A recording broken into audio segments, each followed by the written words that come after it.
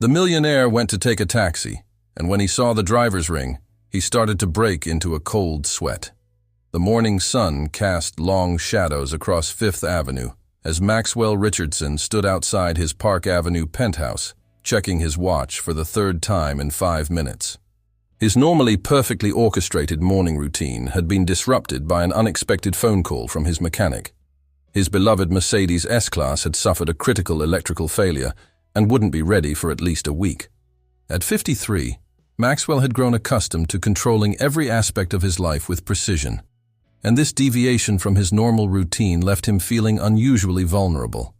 "I suppose it's a taxi then," he muttered, adjusting his imported Italian tie. The thought of using public transportation made him slightly uncomfortable, not out of snobbery, but from the simple fact that he hadn't taken a taxi in nearly a decade. His position as CEO of Richardson Global Investments demanded a certain image, one that he had carefully cultivated over 3 decades in the financial sector. The doorman, Thomas, noticed his predicament and stepped forward. "Shall I hail a cab for you, Mr. Richardson?" Maxwell nodded, grateful for the assistance. Within moments, a yellow taxi pulled up to the curb, its scratched paint and slightly dented fender a stark contrast to his usual sophisticated transportation. As he settled into the back seat, Maxwell couldn't help but notice the interior was surprisingly well maintained, with a subtle lavender air freshener providing an unexpected touch of refinement. "Wall Street, please." "The Richardson Building," he said, his attention already turning to the morning's email notifications on his phone. "Of course," the driver responded, her voice carrying a hint of warmth that made Maxwell glance up briefly. She was young, probably in her late 20s, with dark hair pulled back in a neat ponytail. There was something vaguely familiar about her profile that nagged at the edges of his consciousness, but he couldn't quite place it.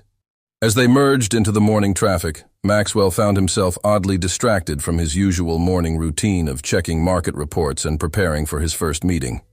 Instead, his attention kept drifting to the driver's hands on the steering wheel. She wore driving gloves, unusual for a taxi driver, but what caught his eye was a flash of silver on her right hand when she adjusted the rear-view mirror. The ring. His heart seemed to skip a beat as he caught a clearer glimpse of it. It couldn't be, but the distinctive design was unmistakable. A Celtic knot pattern in sterling silver, with a small sapphire at its center. He had purchased that exact ring 29 years ago from a tiny jeweler's shop in Dublin, during his first international business trip. He had given it to Sarah Connor, his girlfriend at the time, right before everything fell apart.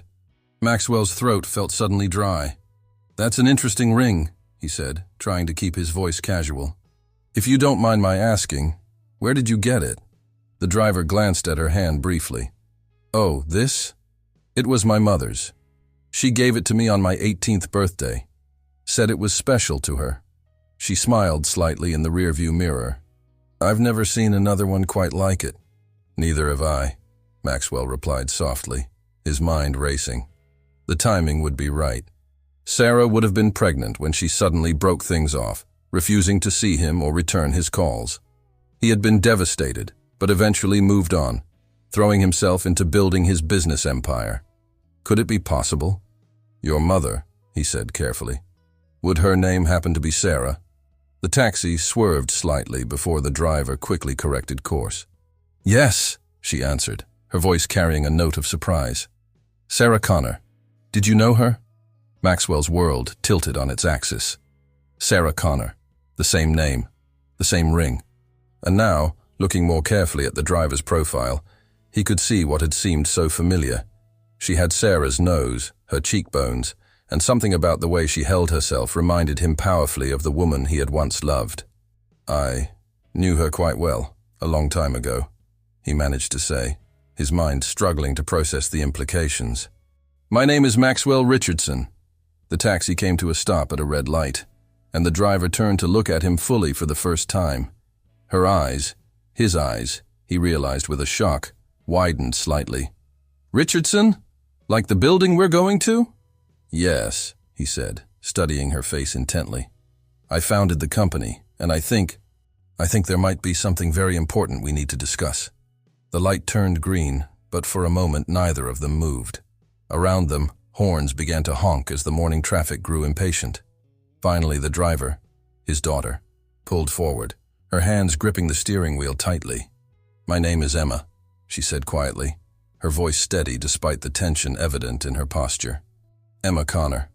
The rest of the ride passed in a charged silence, both of them caught in the gravity of what had just been revealed. Maxwell's mind raced through calculations and possibilities, through memories of Sarah and questions about the past 28 years. He had a daughter who had somehow ended up driving him to work on this random morning when his car broke down. As they pulled up to the Richardson building, Emma shifted the taxi into park and turned to face him fully. "Mr. Richardson," she began, then stopped, seeming unsure how to continue. Would you have time for a coffee?" Maxwell asked, his voice gentler than it had been in years. "There's a cafe in the lobby. I think we have a lot to talk about." Emma looked at him for a long moment, her expression a complex mixture of emotions he couldn't quite read. Finally, she nodded slowly. "Yes," she said. "I think we do." As Maxwell stepped out of the taxi, his world had shifted fundamentally. The building that bore his name suddenly seemed less important than the young woman who was now parking her taxi, preparing to join him for a conversation that would change both their lives forever. The morning sun caught the sapphire in her ring, sending a flash of blue across the sidewalk, a reminder of a past that had suddenly crashed into the present, demanding to be acknowledged. The lobby cafe of the Richardson building was nearly empty at this hour, most of the morning rush having already headed up to their offices. Maxwell led Emma to a quiet corner table, far from the few remaining patrons. As they waited for their coffee, his mind drifted back to the summer of 1995, when he first met Sarah Connor. He had been 25 then, ambitious and determined, working as a junior investment banker. Sarah was a talented artist who paid her bills by waitressing at a small cafe near his office. She had spilled coffee on his pristine suit during his morning coffee run, and instead of getting angry, he had found himself captivated by her genuine apology and infectious laugh. "Your mother," Maxwell began carefully, watching Emma's reaction. "She was the most authentic person I'd ever met. In a world where everyone was trying to climb the corporate ladder, she remained true to herself. Her art, her dreams, her principles. Nothing could make her compromise." Emma's fingers traced the rim of her coffee cup, her expression thoughtful. "She still is. Mom never cared about status or money. She raised me to value integrity above everything else." She paused, studying his face. "That's why I don't understand. Why didn't she tell you about me?" Maxwell took a deep breath, memories flooding back. "We were together for almost 2 years. I was just starting to build my own investment firm, working impossible hours, but somehow Sarah made everything brighter. She'd leave little sketches in my briefcase, funny caricatures of Wall Street types, beautiful landscapes she wanted to paint someday." He pulled out his wallet and carefully extracted a worn piece of paper, unfolding it to reveal a sketch of a younger version of himself, asleep at his desk, surrounded by mountains of paperwork. "I've kept this all these years." Emma leaned forward, her eyes wide.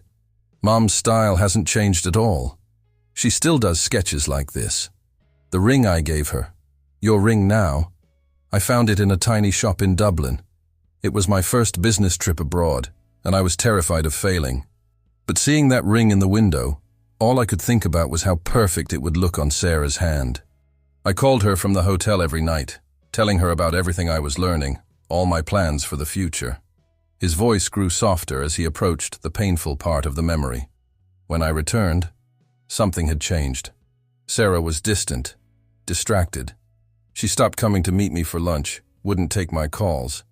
Then one day I went to the cafe and they told me she had quit. Her apartment was empty, her phone disconnected. She just vanished." Emma's hands tightened around her coffee cup. "That would have been around the time—" She didn't finish the sentence, but she didn't need to. "I searched for her," Maxwell continued, his voice heavy with decades-old regret. "Hired private investigators, called every mutual friend. Nobody knew where she had gone. Or if they did, they wouldn't tell me. Eventually, I had to accept that she didn't want to be found. She moved us to Boston," Emma said quietly. "Started over completely, worked multiple jobs while taking art classes at night. She never told me much about my father, just that he was a good man who had different dreams than she did. Maxwell felt a sudden surge of emotion. Different dreams? I would have changed everything if I had known about you. The company, the success, none of it would have mattered compared to having a daughter. Would you really? Emma's question was direct, her gaze searching. Mom always said you were destined for great things, that your passion was building something bigger than yourself. I was young and ambitious, Maxwell admitted. But I loved your mother deeply, and if I had known about you… He shook his head, struggling to contain the magnitude of what he had missed. I understand drive and dedication, Emma.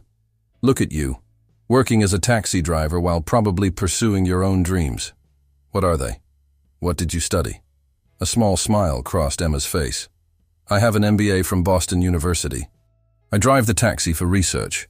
I'm developing an app to revolutionize urban transportation, focusing on safety and efficiency for female drivers. I've been doing market research from the ground up. Maxwell felt a surge of pride, quickly followed by a deep ache for all the years he had missed. Here was his daughter, carrying both Sarah's creativity and his entrepreneurial spirit, forging her own path in the world, and he hadn't been there to see any of it. Emma, he said, his voice thick with emotion, I know this is overwhelming, for both of us, but I want you to know that if you're willing, I would very much like to be part of your life now. Not to make up for lost time, I know that's impossible, but to build something new, moving forward. Emma was quiet for a long moment, her fingers still touching the ring that had started this whole revelation. I need time, she finally said, and I need to talk to Mom, but… She hesitated, then continued, I'd like to know you too. It's strange. I've driven past this building so many times, seeing the Richardson name, never knowing. The morning light streamed through the lobby windows, casting a warm glow over their table. Around them, the business day was beginning in earnest. But in their corner of the cafe, time seemed to stand still as father and daughter sat together, beginning to bridge the gap of 28 years. Here's my card, Maxwell said, sliding it across the table. All my numbers are on there. Office, cell, home. Call me anytime, day or night. And Emma? He waited until she met his eyes. Thank you for having coffee with me, for being willing to listen. You could have driven away, and I would have understood. But you didn't. Emma picked up the card, studying it for a moment before tucking it carefully into her pocket. Sometimes the best destinations aren't on any map, she said, with a hint of a smile. That's something Mom always says. As they both stood to leave, Maxwell felt the weight of all the questions still unanswered, all the conversations yet to come. But for now, this was enough. This first step toward knowing the daughter he never knew he had. This chance to finally understand why Sarah had made the choice she did. This opportunity to perhaps heal wounds that had been silent but festering for nearly 3 decades. Maxwell sat in his corner office on the 48th floor, the New York skyline sprawling before him, but his mind was far from the usual concerns of market trends and investment strategies. The morning's encounter with Emma had shaken him to his core, and now he found himself doing something he hadn't done in years, searching for information about Sarah Connor. His computer screen displayed an array of social media profiles and public records. Sarah had built a respectable career as an artist in Boston, specializing in urban landscapes and portraits. Her gallery showings had received positive reviews, and her work had been featured in several prestigious exhibitions. Maxwell felt a mixture of pride and regret as he scrolled through images of her paintings. She had achieved her dreams without him, but it was Emma's digital footprint that truly captured his attention. Boston University MBA, graduated summa cum laude. Founder of SafeRoute Technologies, a startup still in development. Several published articles about women in transportation and urban mobility. She had even given a TEDx talk about reimagining city transportation from a female perspective. Mr. Richardson? His assistant's voice came through the intercom. Your 10 a.m. is waiting. Cancel all my meetings for today, Janet, he replied, making a sudden decision. And get me everything you can find about SafeRoute Technologies in Boston. While waiting for the information, Maxwell opened his personal safe and removed a small box he hadn't looked at in years. Inside were memories of Sarah, Photos, letters, and sketches she had given him during their time together. One photograph in particular caught his eye. Sarah standing in front of her first art exhibition, her smile radiant with achievement. He had taken that picture himself, proud of her determination to pursue her passion despite all obstacles. Now, looking at Emma's professional headshot from her LinkedIn profile, he could see that same determination. She had Sarah's artistic eye for detail, combined with his own business acumen. The thought filled him with an overwhelming sense of possibility and loss for all the years they could have had together. His phone buzzed with an email from Janet, containing the requested information about SafeRoute. Maxwell began reading through the business plan and market analysis, impressed by the thoroughness of Emma's research and the innovation of her ideas. She wasn't just creating another ride-sharing app. She was developing a comprehensive platform that addressed the unique challenges and safety concerns of female drivers and passengers. She could revolutionize the industry, he murmured to himself, recognizing the same spark that had driven him in his early days. His fingers hovered over his keyboard as he contemplated sending her an email, but he stopped himself. She had asked for time, and he needed to respect that. Instead, he found himself drafting a different email to his lawyer, requesting a discreet amendment to his will. Whether or not Emma chose to have a relationship with him, he wanted to ensure her future was secure. He also asked for advice about potentially investing in SafeRoute technologies, careful to maintain appropriate corporate governance and transparency. As the afternoon sun cast long shadows across his office, Maxwell's phone lit up with a text from an unknown number. "I told Mom about our meeting. She wants to talk to you. Are you free tomorrow?" His heart raced as he read the message several times. Sarah wanted to talk. After 28 years of silence, they would finally have the conversation that should have happened all those years ago. His fingers trembled slightly as he typed his reply. "Yes, anytime that works for both of you." The response came quickly. "Mom's studio in Boston, 2 p.m. I'll text you the address." Maxwell immediately called his pilot to prepare the company jet for tomorrow's flight to Boston. As he made the arrangements, his eye caught the photograph of Sarah again, and next to it on his screen, Emma's professional profile. The resemblance was striking, not just in their features, but in the quiet confidence they both projected. He opened another browser tab and began researching Boston's art scene, quickly finding several recent articles about Sarah's work. One piece in particular caught his attention, a massive urban landscape showing a solitary taxi moving through rain-slicked streets, its yellow paint reflecting city lights like hope moving through darkness. The painting was titled Guardian, and the article mentioned it was inspired by the artist's daughter. The intercom buzzed again. "Mr. Richardson? The board members are asking about the quarterly strategy meeting scheduled for tomorrow." "Reschedule it," he said firmly. "Something more important has come up." For the first time in his career, Maxwell found himself prioritizing personal matters over business without a second thought. As evening approached, he remained in his office, creating a folder on his computer labeled Emma. Into it he began saving everything he could find about her life, her achievements, her projects, her ideas. Each new detail was a precious piece of the puzzle, helping him understand the remarkable woman his daughter had become without him. He also found himself writing notes about his own life, jotting down stories and memories he wanted to share with her. The time he nearly lost everything in his first year of business, but managed to turn it around. The charitable foundation he had established to provide art education in underprivileged schools. Inspired, though few knew it, by Sarah's belief in the transformative power of art. A notification popped up on his screen, the address of Sarah's studio in Boston's South End. Maxwell could picture it. A converted industrial space filled with canvases and natural light, the kind of place Sarah had always dreamed of having. Tomorrow, he would step into that space, facing both his past and his future. His phone buzzed one more time. Another message from Emma. "Whatever happens tomorrow, I want you to know I'm glad my car broke down this morning." Maxwell smiled, feeling tears prick at the corners of his eyes. He thought of all the seemingly random events that had led to this moment.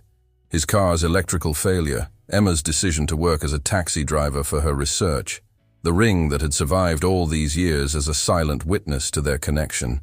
"So am I," he typed back, then added after a moment's hesitation. Thank you for giving me a chance to know you." As night fell over Manhattan, Maxwell remained at his desk, surrounded by the pieces of a life he was just discovering. His daughter's life. Tomorrow would bring its own challenges, but for now, he allowed himself to feel something he hadn't experienced in years. Hope. Sarah Connor's studio was exactly as Maxwell had imagined, a renovated industrial space with exposed brick walls and towering windows that filled the room with natural light. Canvases in various stages of completion lined the walls, their colors and textures creating a vibrant tapestry of urban life. The scent of oil paints and turpentine hung in the air, instantly transporting him back to the tiny apartment where Sarah used to paint during their time together. He arrived 10 minutes early, standing outside the red brick building, gathering his courage. Boston's South End had transformed over the decades, much like the people who were about to reunite within these walls. The neighborhood was now an artist's haven, filled with galleries and cafes, the kind of place Sarah had always dreamed of being part of. At precisely 2 p.m., Maxwell climbed the stairs to the third floor. The door to Studio 3B was slightly ajar, and he could hear soft classical music playing inside.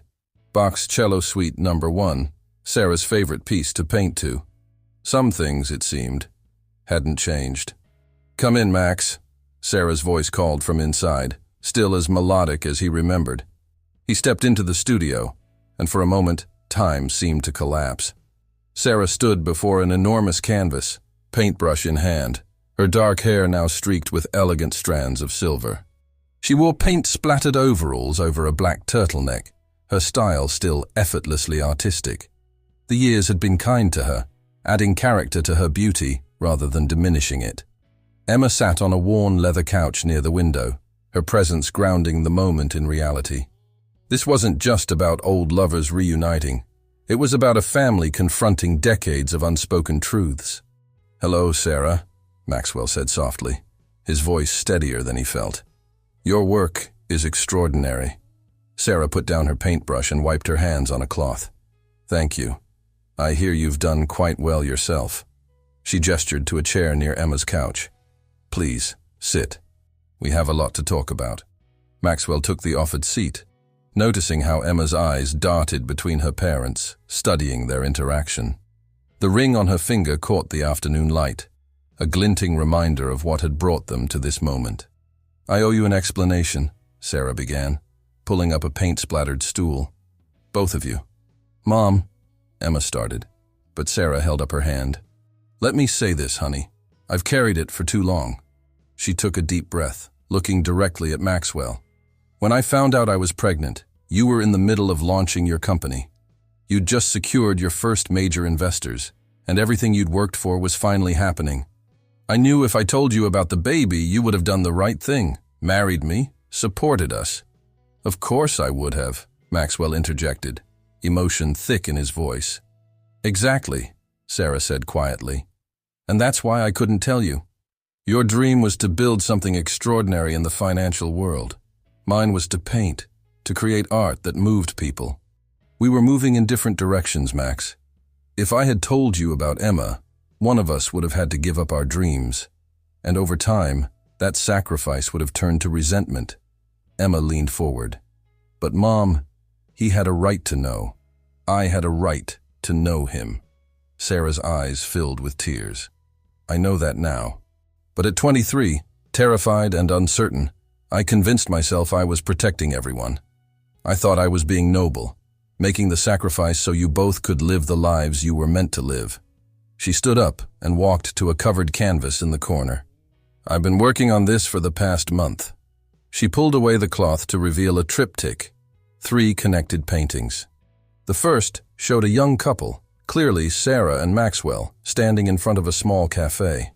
The second panel was dominated by a solitary female figure painting, while a small girl slept on a nearby couch. The third panel was still in progress, its surface bearing only rough sketches. "I've been trying to tell our story," Sarah explained. "But I couldn't finish the third panel because I didn't know how it ended." Maxwell stood and walked to the painting, his fingers hovering over the first panel. "I remember this day," he said softly. "It was when you first showed me your sketches. I told you that someday you'd have your own gallery. And you were right, Emma said, joining them at the canvas. Mom's had 3 successful solo shows in the past 2 years. I followed your career too, Max, Sarah admitted. Watched as you built Richardson Global into what it is today. Every time I saw your name in the news, I wondered if I'd made the right choice. She turned to face him fully. I'm sorry, not for raising Emma. She's the best thing I've ever done, but for not giving you the chance to be part of it. Maxwell was quiet for a long moment, processing everything. Finally, he spoke, his voice gentle but firm. We can't change the past, Sarah. But Emma's right. I had a right to know. More importantly, she had a right to know. He turned to his daughter. I've missed so much of your life. Your first steps, your graduations, your accomplishments. I understand your mother's reasons, even if I don't agree with them. But what matters now is what we do going forward. Emma looked at the unfinished 3rd panel. Maybe that's why this part isn't finished yet. Because we're still writing it. Sarah picked up a brush, twirling it absently between her fingers, a nervous habit Maxwell remembered from years ago. I've been following Safe Routes development, she said to Emma. Your vision for it is incredible. Just like your father, you want to build something that makes a difference. Maxwell turned to Emma. I'd like to help, if you'll let me. Not just as an investor, but as a mentor, as a father. I've learned a few things about building a business over the years. Emma's eyes widened. You know about SafeRoute?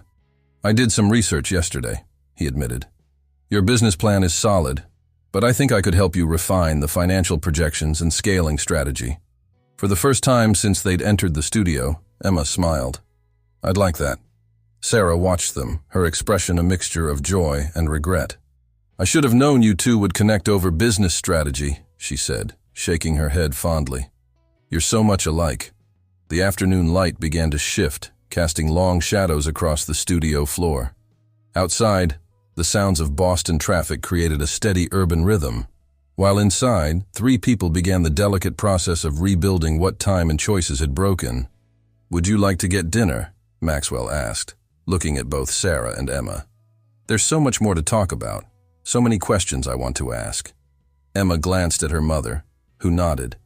I know a place, Emma said. A little Italian restaurant around the corner. They make gnocchi the way Mom always said you loved it. Maxwell felt his heart constrict. You remembered that? He asked Sarah. I remembered everything, Max, she replied softly. I just didn't know what to do with the memories until now. Sarah stood alone in her studio the next morning, the early sunlight streaming through the windows, illuminating the triptych she had been working on.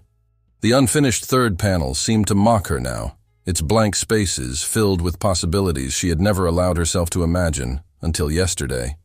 The dinner last night had been surreal, watching Maxwell and Emma discuss business strategies over plates of steaming gnocchi. She had seen all the similarities she had tried to ignore over the years.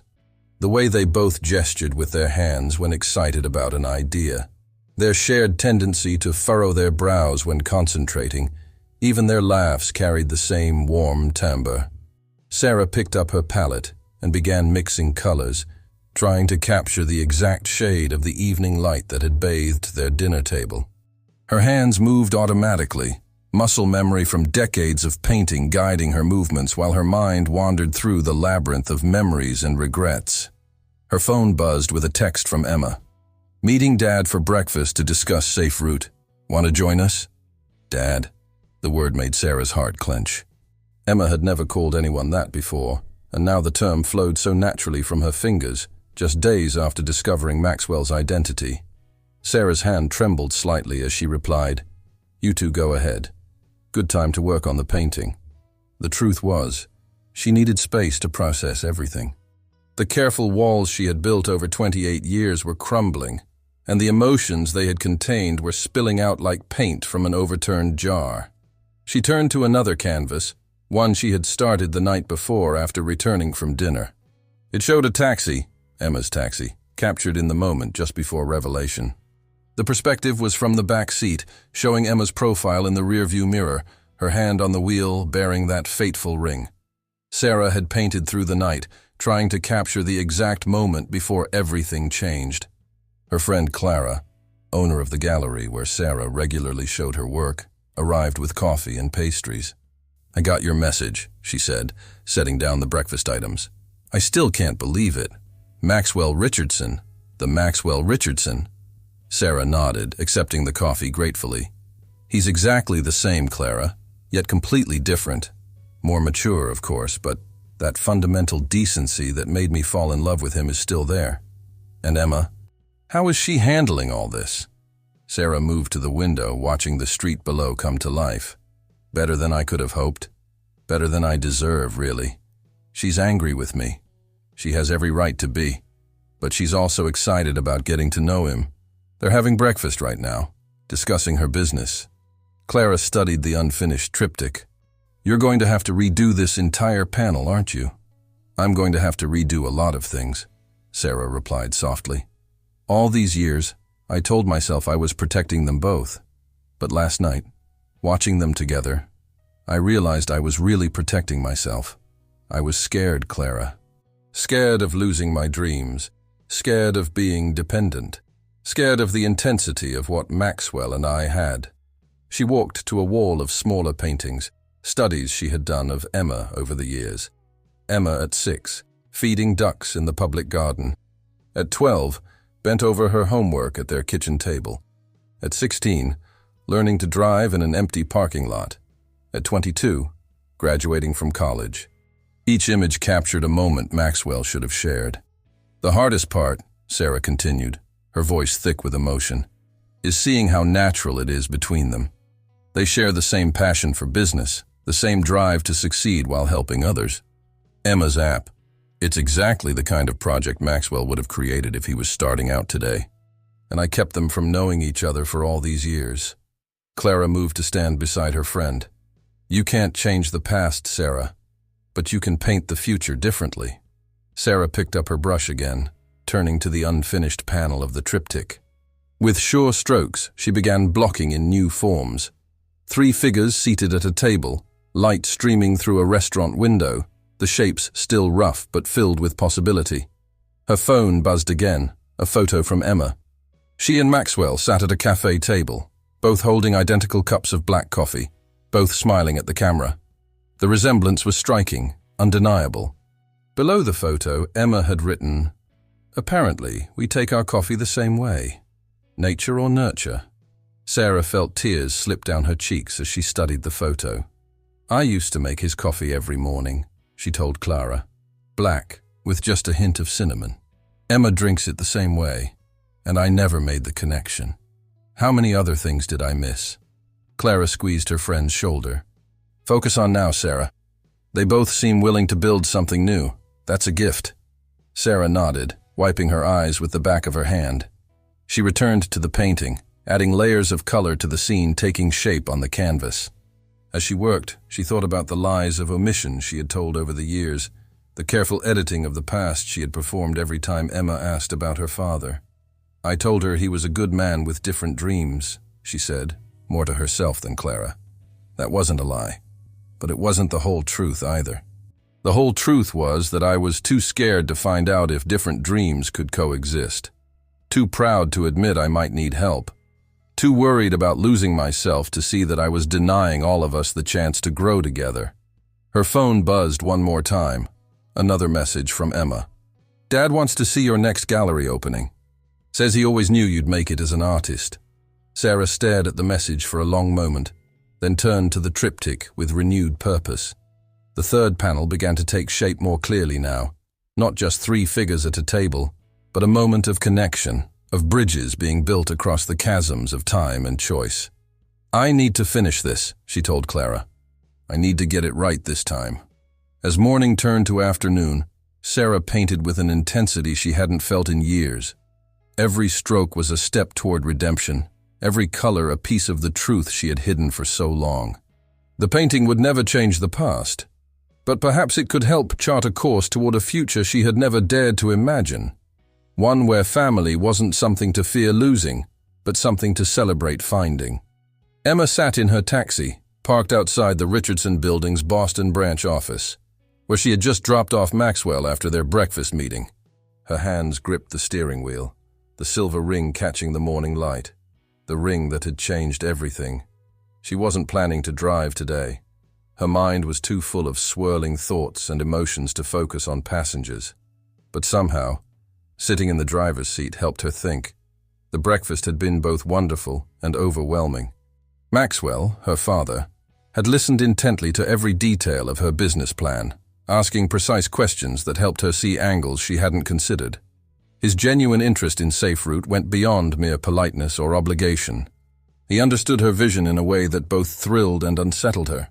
"You're overthinking again," she muttered to herself, a habit developed during long hours of driving.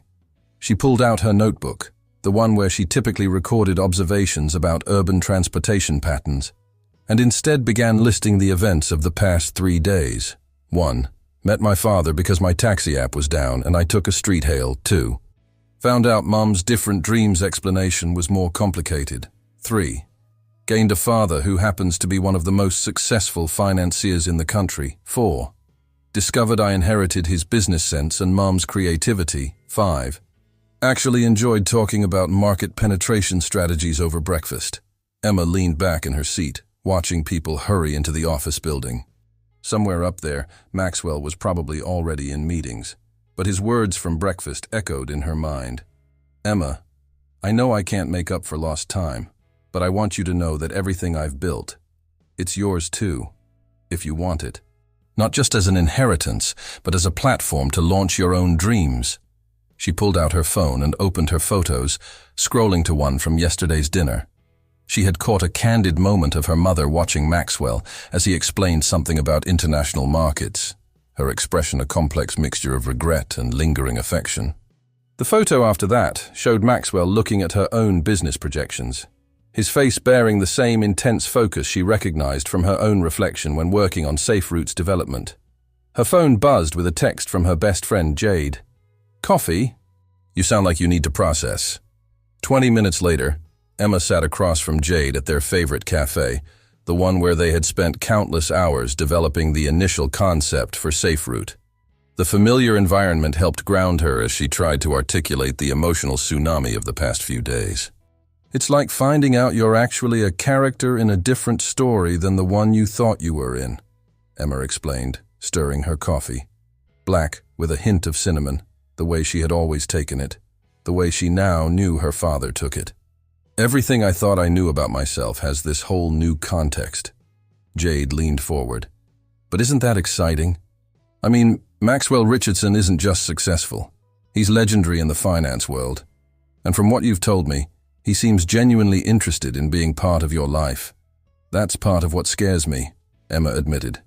"He's already talking about investing in SafeRoute, helping me scale it globally. He has all these connections, all this experience. It's everything I've been working toward, but you wanted to do it on your own," Jade finished for her. "Yes. No. I don't know." Emma pulled out her notebook again. "I've spent 3 years driving this taxi, gathering data, understanding the challenges female drivers face. I've built everything from the ground up, and now, suddenly, there's this shortcut available. This huge advantage I didn't earn." "Didn't earn?" Jade raised an eyebrow. "Emma, you've earned every bit of success coming your way. Finding out your father is Maxwell Richardson doesn't negate all the work you've done. And from what you've told me about your breakfast meeting, he respects that work." Emma touched the ring on her finger. Her mother's ring, her father's gift, her own inheritance. "This morning we spent 2 hours going over my business plan. He found 3 critical issues I hadn't considered. But instead of just telling me the solutions, he asked questions that led me to figure them out myself. It was exactly how I would have wanted a father to teach me, if I'd let myself imagine having one."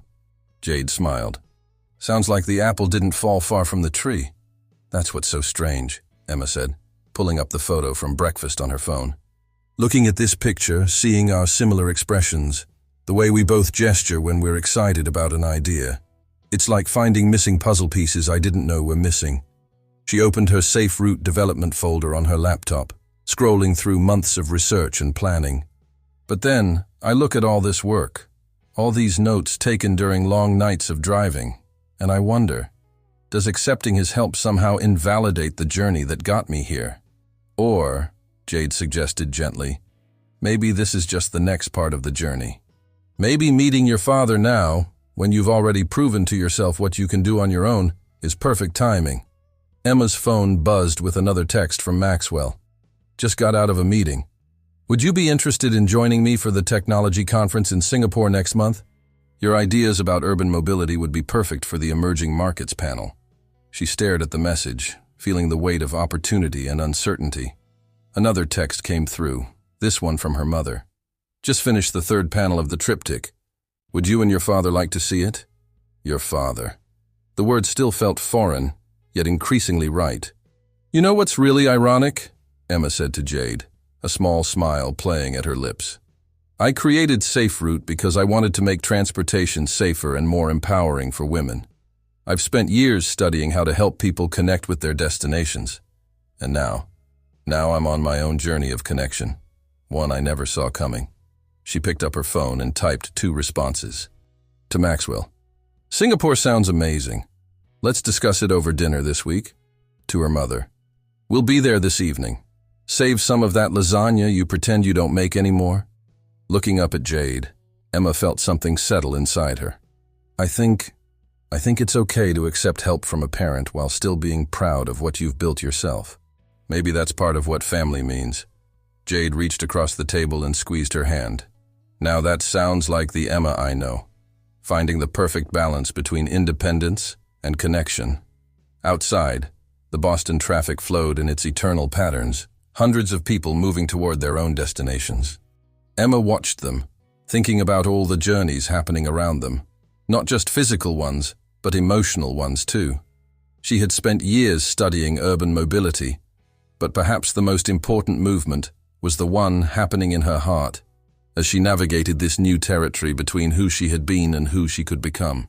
The Singapore Technology Conference was still 3 weeks away, but Maxwell's corner office in the Boston branch had already become a regular meeting spot for him and Emma.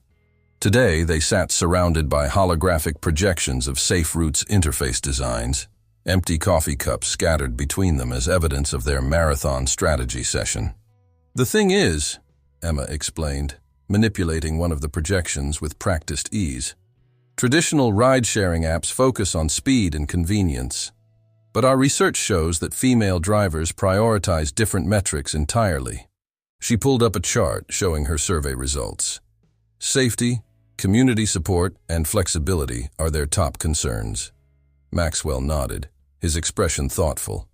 You've identified a crucial market gap, but have you considered expanding the safety features to benefit all drivers, regardless of gender? Actually, Emma smiled, pulling up another set of data. That's exactly what our beta testing revealed. Male drivers who tried our safety protocols reported feeling more secure too, especially during night shifts. It's just that women were the ones willing to voice these concerns openly. Maxwell leaned back in his chair, a proud smile playing at his lips. You know, when I started Richardson Global, everyone said I was crazy to focus on ethical investment strategies. They claimed the market only cared about returns. But I believed that doing good and doing well weren't mutually exclusive. Like father, like daughter, Emma quipped, then felt a warm glow as the words left her mouth naturally, without awkwardness. Maxwell's eyes softened. I missed so many moments, he said quietly. Your first steps, your first word, your graduation. But watching you now, seeing your passion for making a difference through innovation, it's like watching a better version of myself. Emma saved her presentation and sat back, studying her father's face. Over the past few weeks, she had begun to catalog their similarities, the way they both ran their hands through their hair when concentrating, their shared habit of making lists on any available surface, their tendency to see business opportunities in everyday problems. Tell me about your first big break, she said suddenly. Mom always said you were destined for success, but how did it actually happen? Maxwell's face lit up with memory. It was during the .com boom.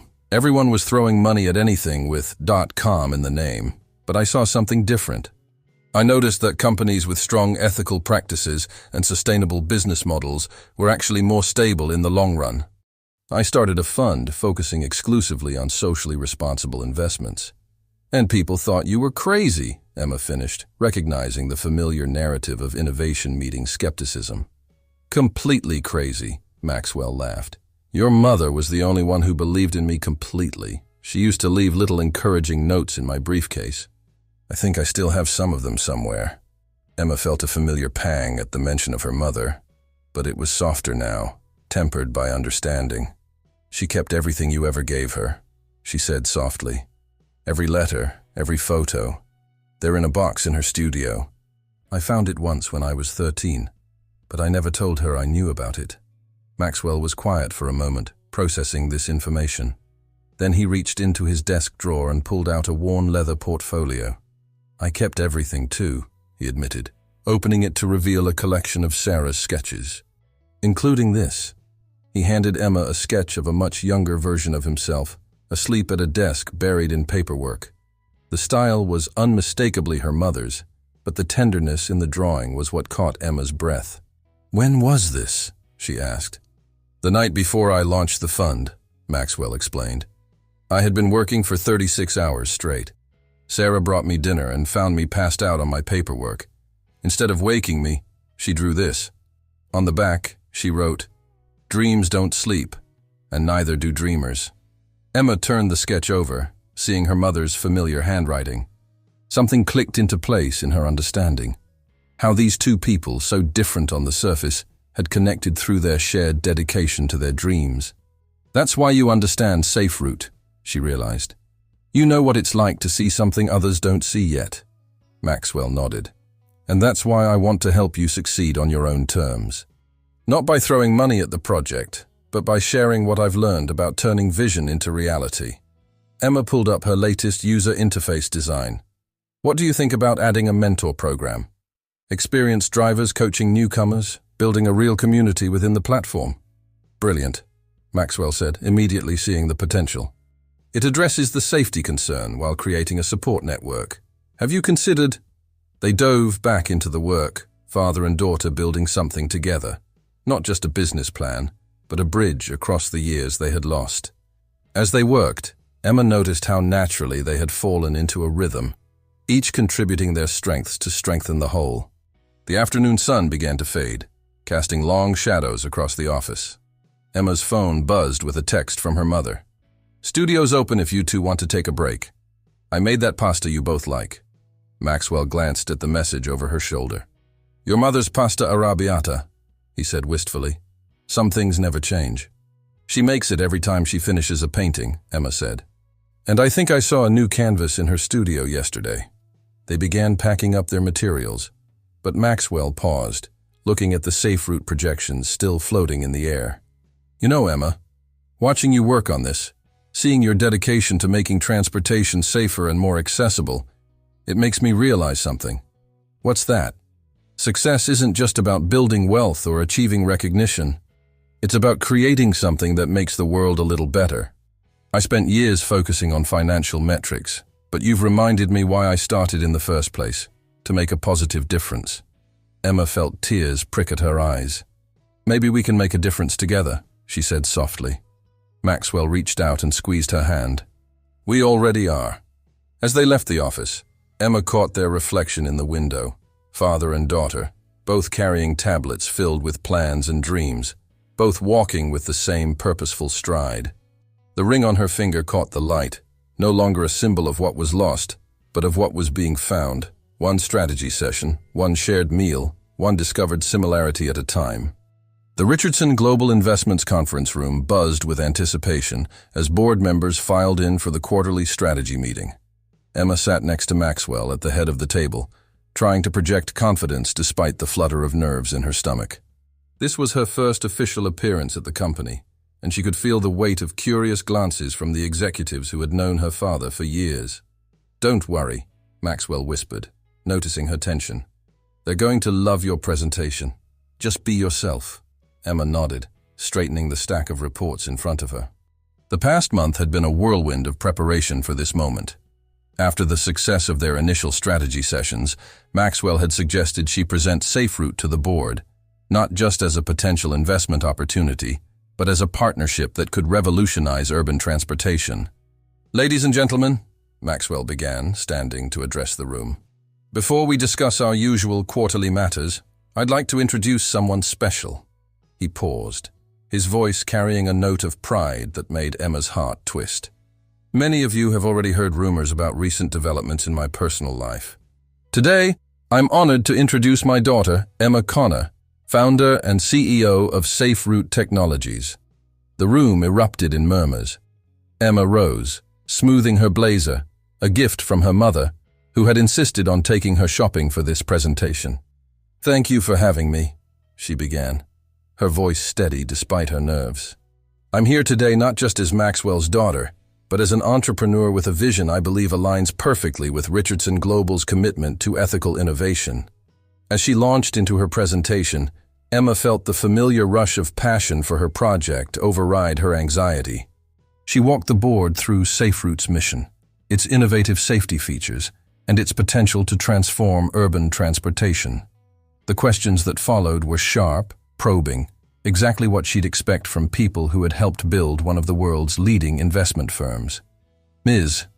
Connor, Victoria Chen, the head of Asian markets, leaned forward. "Your safety protocols are impressive, but have you considered the regulatory challenges in international markets?" Emma smiled, pulling up a detailed slide. "Actually, we've been working with transportation authorities in Singapore to pilot our program there. If you'll look at the compliance matrix..." The discussion flowed naturally, with Emma holding her own against the seasoned executives. She caught Maxwell beaming with pride several times, but he let her handle the questions independently, stepping in only when the conversation turned to specific Richardson Global policies. After the meeting, as the board members filed out with approving nods, Victoria lingered behind. "You've got your father's head for business," she said warmly. "But I see something else too. A fresh perspective we desperately need. Will you be joining us in Singapore next week?" "Yes, I'll be there," Emma confirmed, feeling a surge of satisfaction. The technology conference had evolved into a full business trip, with meetings scheduled across Asia to discuss SafeRoute's international launch. Once they were alone, Maxwell turned to her with a broad smile. "You were magnificent. Did you see Harrison's face when you explained the community rating system? He's been pushing for something similar in our investment platforms for years." Emma began gathering her materials, her hands shaking slightly as the adrenaline wore off. "It felt right," she admitted. "Scary, but right. Although..." She hesitated. "What is it?" "I overheard some people whispering before the meeting. They were wondering if this was all happening too fast, if you were letting emotion cloud your business judgment." Maxwell's expression sobered. "Emma, I've built this company on trusting my instincts while backing them with solid data. Your presentation today proved that SafeRoute isn't just a personal project. It's a sound business opportunity that aligns perfectly with our mission." "But they're not wrong about things moving quickly," Emma said, sinking into a chair. "A month ago I was driving a taxi for research. Now I'm presenting to board members and preparing for international meetings. Sometimes I wake up wondering if it's all a dream." Maxwell sat beside her. "I felt the same way when I was starting out. The business world can feel like you're swimming in deep water, but you've proven today that you can more than stay afloat." Emma's phone buzzed, a message from her mother. "How did it go?" "The nervous energy helped me finish 3 paintings today." "Mom's been stress painting," Emma laughed, showing Maxwell the message. "She does that when she's worried about me. She used to do the same thing when I had big meetings," Maxwell recalled fondly. "Our apartment would be filled with canvases." Emma typed a quick reply, then turned back to her father. "Speaking of Mom, she's having dinner with James tonight." Maxwell's eyebrows rose. James was Sarah's art dealer, and rumors of their growing closeness had been circulating in the Boston art scene. "Are you okay with that?" he asked carefully. "Are you?" Emma countered, watching his reaction. Maxwell was quiet for a moment. "Your mother deserves to be happy," he finally said. "We've all lost enough time living in the past." Emma studied her father's face, seeing the complexity of emotions he was working to process, just as she was processing her own feelings about all the changes in her life. "It's strange," she said. "A month ago, my family was just Mom and me. Now it's expanding in all directions, and I'm trying to figure out where I fit." "You fit everywhere," Maxwell said firmly. "In the business world, in the art world, in both of our lives. You're the bridge, Emma, You're what connects all these pieces together." A knock at the door interrupted them. Janet, Maxwell's assistant. "Mr. Richardson, your 3 o'clock is waiting." And Ms. "Connor, the development team is ready for your review of the safety protocol updates." Emma gathered her things, feeling a new sense of purpose. She was no longer just a taxi driver with a dream, nor just the suddenly discovered daughter of Maxwell Richardson. She was becoming something entirely new, a synthesis of both worlds, forging her own path while embracing the unexpected connections life had revealed. "Dinner tonight?" she asked Maxwell, as they prepared to head to their separate meetings. "Mom's busy, but there's this great Vietnamese place near my apartment. Their pho reminds me of the street food I researched in Hanoi last year." "I'd love that," Maxwell smiled. "And maybe afterward, you can show me where you do your best thinking, that quiet spot by the river you mentioned." Emma nodded, touched that he had remembered that detail from one of their many conversations. As they walked out together, their matching strides echoing in the hallway, she realized that perhaps the whispers were right. Things were moving quickly. But sometimes, when something was meant to be, speed wasn't the enemy of authenticity. Sometimes, it was simply the universe's way of making up for lost time. The Singapore skyline glittered through the floor-to-ceiling windows of the conference center as Emma concluded her keynote speech about the future of urban mobility. The applause was thunderous, and from her position on stage, she could see Maxwell in the front row, beaming with pride. 3 months ago, she had been driving a taxi through Boston's streets. Now she was addressing the largest technology conference in Asia. As she stepped down from the podium, Emma was immediately surrounded by potential investors and industry leaders, all eager to discuss SafeRoute's innovative approach to transportation safety. She handled their questions with growing confidence, no longer feeling like an imposter in this world of corporate giants and venture capitalists. "Ms. Connor," a woman in a crisp business suit approached. "I'm Helen Wong from Singapore's Transportation Authority. Your presentation was fascinating, particularly your insights about community-based safety protocols. Would you have time to discuss a potential pilot program?" Before Emma could respond, Maxwell appeared at her side. "Helen, wonderful to see you again.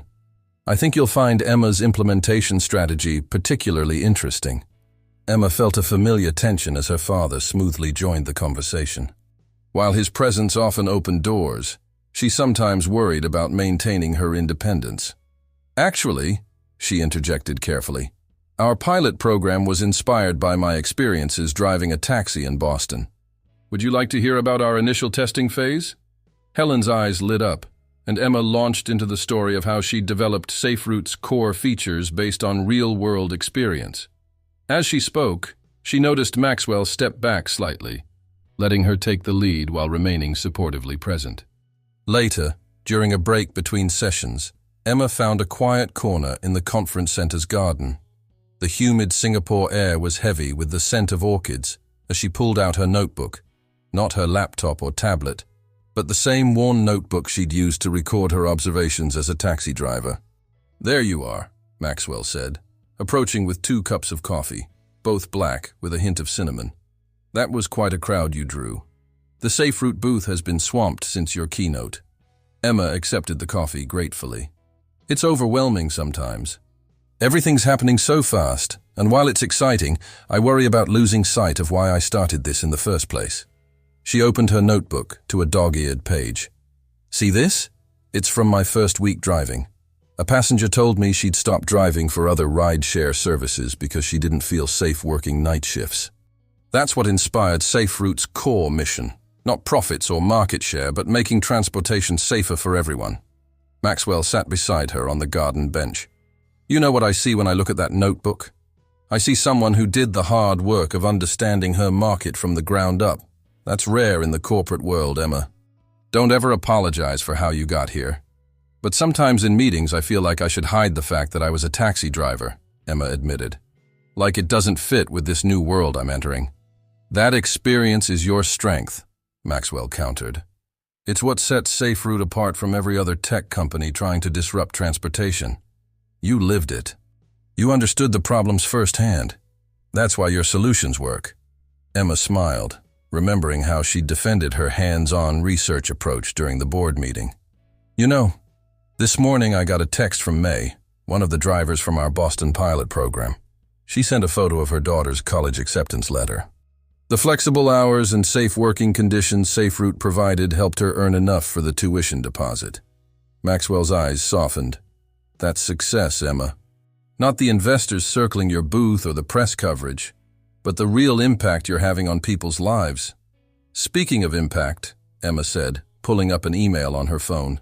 The Singapore Transportation Authority wants to fast-track our pilot program here. They're offering significant resources and regulatory support, but they want us to modify our community rating system to match their existing framework. And you're concerned about compromising your vision? Emma nodded.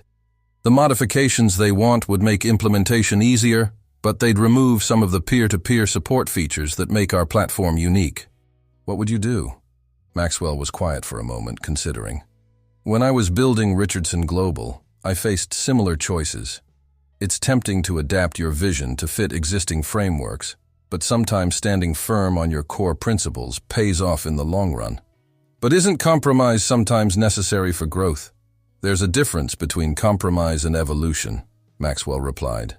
The question is, do these changes enhance your mission or dilute it? Emma returned to her notebook, flipping through pages of driver interviews and safety incident reports. The peer support network isn't just a feature, it's the heart of SafeRoute. It's what transforms it from a simple ride-sharing app into a true community. She straightened her shoulders. Decision made. I'm going to propose an alternative. Instead of modifying our rating system, we can create an integration layer that connects with their framework while maintaining our core features. It'll take more work, but it preserves your vision while adapting to local needs, Maxwell finished, nodding approvingly. That's the kind of solution that builds lasting success.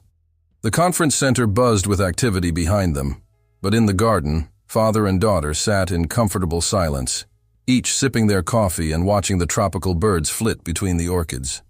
You remind me of myself at your age, Maxwell finally said, but better. You have my drive for success, but you've balanced it with your mother's artistic sensitivity to human needs.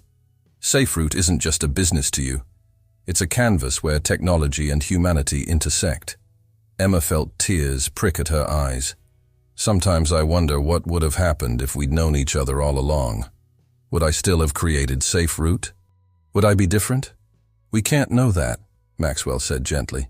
But I do know that everything you are, your determination, your compassion, your innovative spirit, that's all you, Emma. Your mother and I might have contributed some ingredients, but you're your own masterpiece. A notification popped up on Emma's phone. Her next session was about to begin. As they stood to head back inside, she caught their reflection in the window. Father and daughter, coffee cups in hand, both standing with the same confident posture that came from knowing their purpose. Ready to revolutionize transportation? Maxwell asked with a smile. Emma tucked her notebook into her bag, the past and present aligned in perfect balance. Ready to do it right. The grand ballroom of the Ritz-Carlton Boston sparkled with elegance as hundreds of guests gathered for the Richardson Global Investments 30th Anniversary Gala. Crystal chandeliers cast a warm glow over the assembled crowd of business leaders, politicians, and social elite. Emma stood in a quiet corner, adjusting the emerald silk dress her mother had helped her choose, trying to calm her racing heart. Sarah approached, stunning in a deep blue evening gown, her artist's eye having perfectly captured the balance between elegance and authenticity. You look beautiful, sweetheart, she said, reaching out to tuck a strand of hair behind Emma's ear. Are you ready for this? I think so, Emma replied, touching the silver ring that still adorned her finger. The ring that had started it all. It feels right, making it official. No more whispers or speculation, just the truth. The past few months had seen a transformation in both her personal and professional life. SafeRoute's successful launch in Singapore had exceeded all expectations, and the company was now preparing for expansion across Asia. But tonight wasn't about business success. It was about family, truth, and new beginnings. Maxwell appeared beside them, handsome in his tuxedo. The press is starting to arrive, he said softly. We can still do this privately if you prefer, Emma. Don't feel pressured by the publicity. Emma shook her head, determination settling over her features. No, this is perfect. Safe Route is about bringing people together safely, about building community and trust. What better way to demonstrate those values than by being honest about our own story? Sarah squeezed her daughter's hand. I'm so proud of you, both of you, for handling this with such grace. The ballroom continued to fill as Boston's elite gathered to celebrate 3 decades of Richardson Global's success.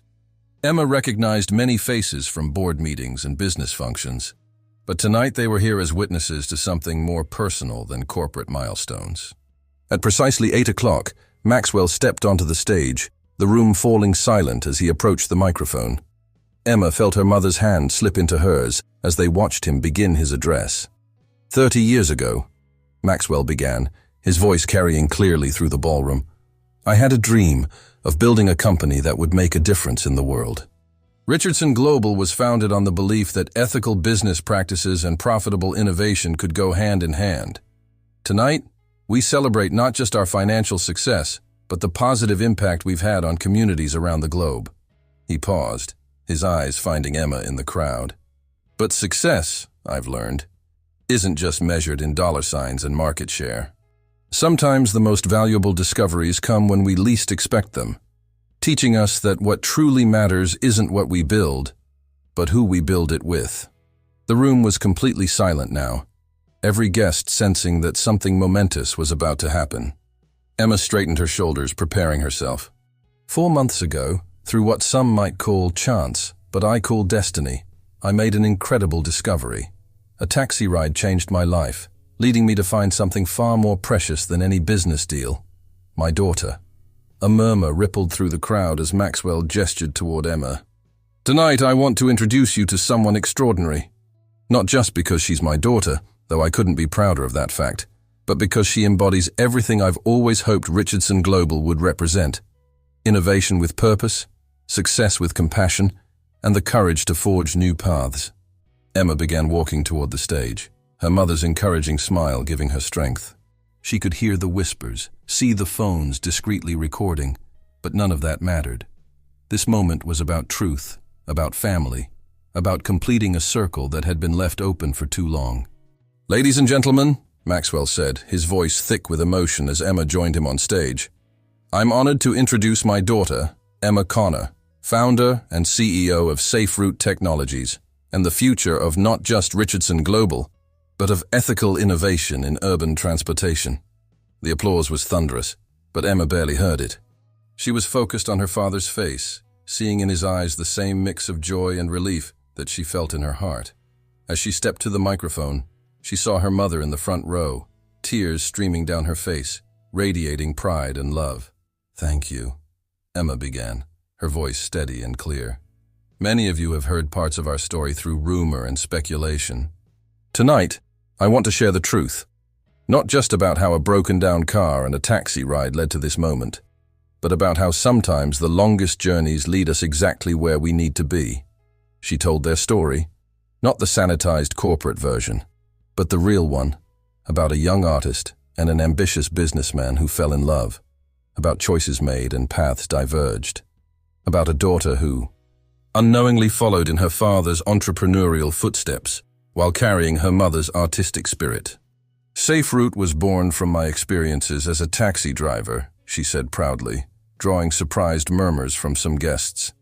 Every feature, every innovation, came from real understanding of what drivers and passengers need to feel safe and supported.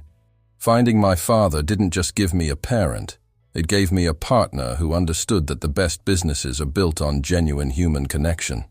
Maxwell stepped forward, placing a gentle hand on Emma's shoulder.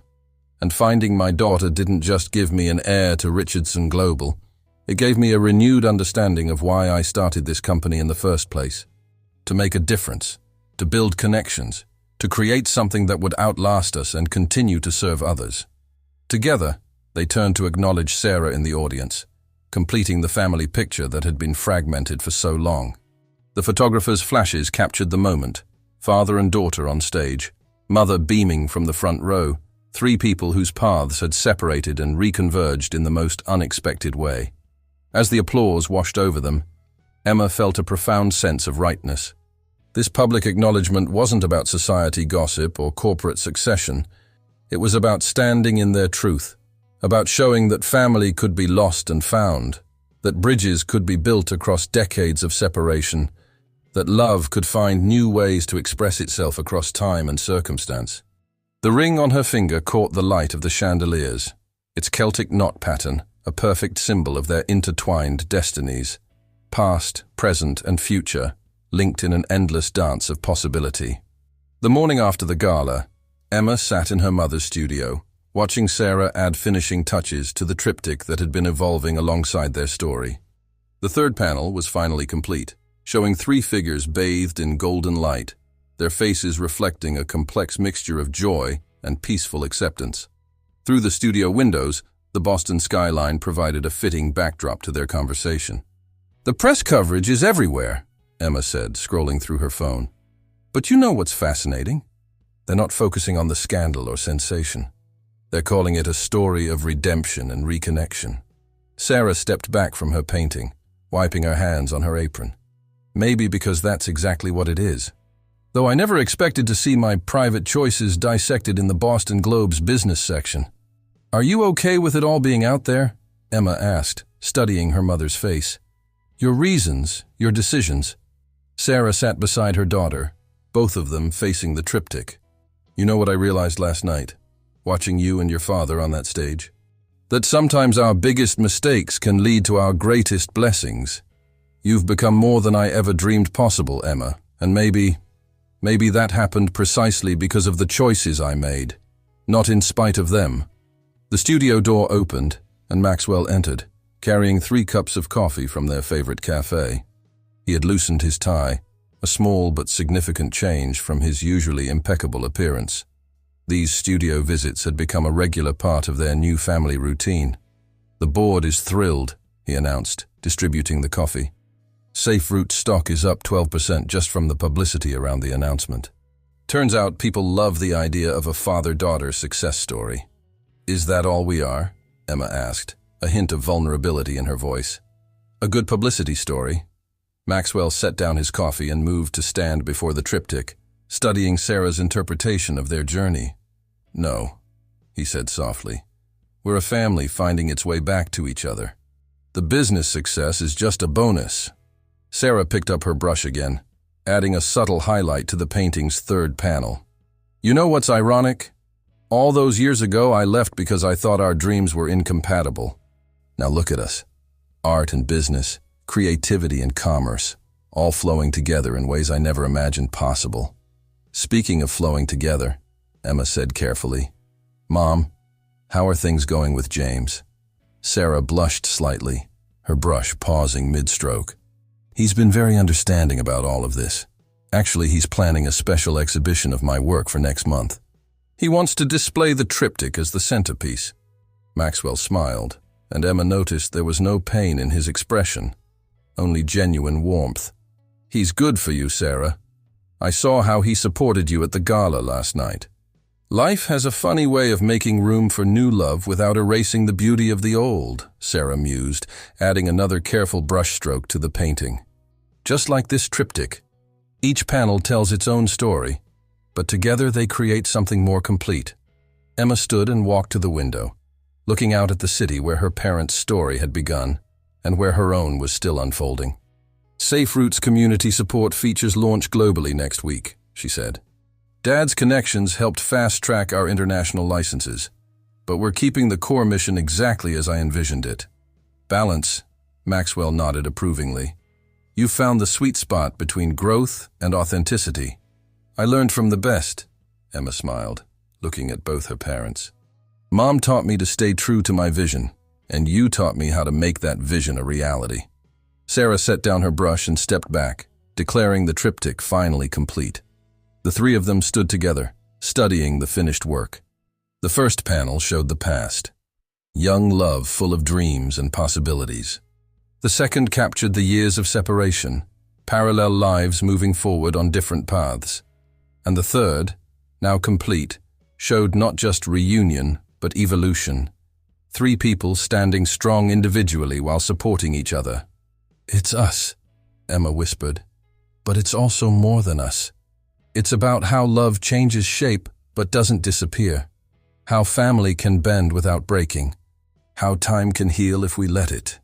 Maxwell placed a hand on Emma's shoulder, while Sarah stood on her other side. The morning sun streamed through the studio windows, casting their three shadows on the floor, separate but interconnected, like the panels of the triptych before them. "We should celebrate," Maxwell suggested. "Dinner tonight? That little Italian place where we first talked about Safe Route's international expansion?" "Actually," Emma said, "I was thinking we could try something new. There's this amazing fusion restaurant in the South End. James recommended it to Mom, and I thought, maybe we could all go? Together?" Sarah and Maxwell exchanged glances, years of history passing between them in a moment of understanding. "Together," they agreed in unison. As they made plans for dinner, Emma touched the ring on her finger, no longer just a connection to the past, but a symbol of how love could transform and grow. Outside, the city hummed with life, thousands of people moving through their own stories of loss and discovery, separation and reunion, ending and beginning. "You know," Emma said, looking at her parents, "some people think happiness is about everything going perfectly according to plan. But maybe it's about finding beauty in the detours, strength in the unexpected turns, and family in the places we least expect it." Sarah added one final, tiny brushstroke to the triptych, a small gleam of light reflecting off a silver ring in the painting. "There," she said softly. "Now it's perfect." 1 year later, Emma stood in front of the Richardson building, just as her father had done that fateful morning when his car broke down. But today, she wasn't driving a taxi. Today, she was here to celebrate the first anniversary of Safe Route's global launch, coinciding with her mother's gallery opening just a few blocks away. The app on her phone showed thousands of active drivers across multiple continents, each point of light representing a life touched by her vision. A notification popped up. Another successful mentorship connection made through the community support system. Emma smiled, remembering the long journey from concept to reality. "Ready for the big day?" Maxwell's voice came from behind her. He was dressed casually today, a change that had gradually occurred over the past year as he learned to balance corporate leadership with family life. "Almost," Emma replied, showing him the latest user statistics. "We just hit our 1,000,000th ride in the Asia-Pacific region. The safety features have reduced incidents by 84% compared to traditional ride-sharing services." Maxwell beamed with pride, but his next words weren't about business. "Your mother's exhibition opens in 2 hours. The triptych has already received offers from 3 major museums." They walked together toward the gallery, their matching strides now a familiar rhythm. The past year had brought changes none of them could have predicted. Safe Route had revolutionized urban transportation, yes, but more importantly, their family had found its own unique balance. Sarah was waiting outside the gallery, directing the placement of a banner announcing her solo show. Connections, a journey through time and love. James stood beside her, offering quiet support as he had throughout the year. The 4 of them had developed an unexpected friendship, proving that family could expand in beautiful ways when given the chance. "There's my favorite CEO," Sarah called out as Emma and Maxwell approached.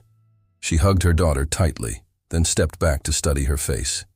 "You look just like your father when you're excited about something." "What is it?" Emma grinned. "We just closed the deal on the Women's Safety Initiative in India. Starting next month, Safe Route will provide free transportation for girls attending night schools in rural areas. That wasn't in the original business plan," Maxwell noted proudly. "But it's exactly the kind of impact we should be making." Inside the gallery, the triptych held the place of honor, its 3 panels telling their story to all who viewed it. But now it was accompanied by new works. Sarah's latest series captured moments from the past year. Emma and Maxwell bent over business plans in his office. Family dinners filled with laughter. Quiet moments in the studio, all painted with the deep understanding that only a mother's eye could capture. Ms. Richardson Connor, a young reporter, approached Emma. The double-barreled surname had been her choice, a bridge between her past and present. "Could you comment on Safe Route's remarkable first year?"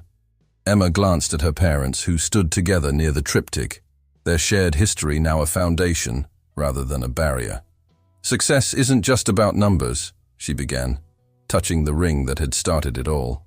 "It's about connections, about building bridges between where we are and where we want to be.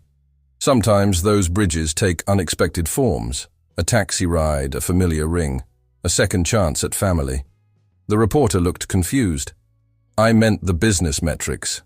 "The metrics are important," Maxwell stepped in, joining his daughter. "But they're meaningful because of the story behind them. SafeRoute succeeded because it was built on real understanding of human needs, the need for safety, for community, for connection," Sarah added. "And sometimes the longest journeys lead us right where we need to be." She gestured to her paintings. "Art, business, family. They're all about seeing the possibilities in front of us and having the courage to reach for them." As guests began to arrive for the exhibition opening, Emma found herself drawn to a new painting she hadn't seen before.